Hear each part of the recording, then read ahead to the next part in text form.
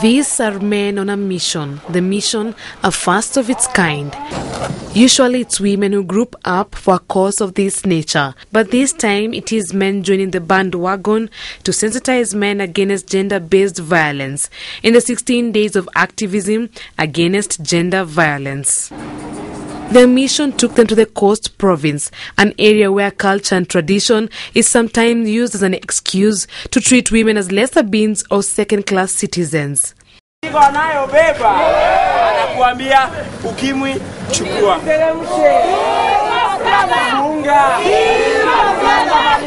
counter this, the men have adapted participatory theatre.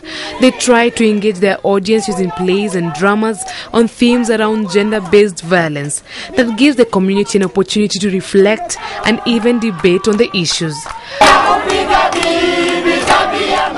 The men feel it is time to go against the norm and preach against social evils like rape and defilement. And an African man should not fight a woman because that's not the solution. If there is peace in the family, definitely things will go unmaterialized, with the system will be materialized. Here I meet Thuku Juguna, a father of 6 who has been at the forefront of the campaign against gender-based violence. After my own personal experiences, I decided that men too have a role.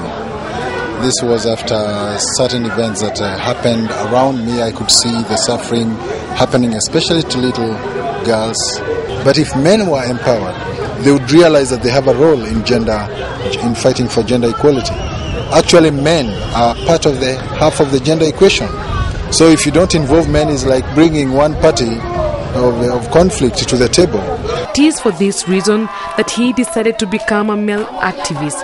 They hope that man-to-man dialogue will be a powerful strategy both in condemning the violence and putting the perpetrators on notice.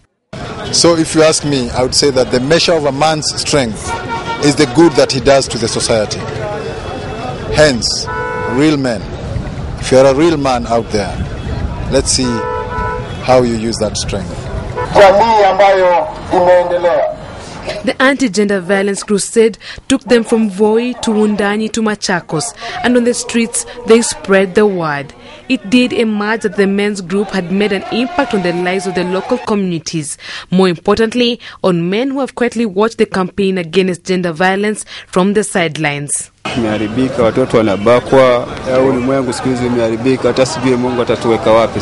Vitu kama hivi vinasaidia ndio kidogo watu watapungue mambo mabaya kama haya.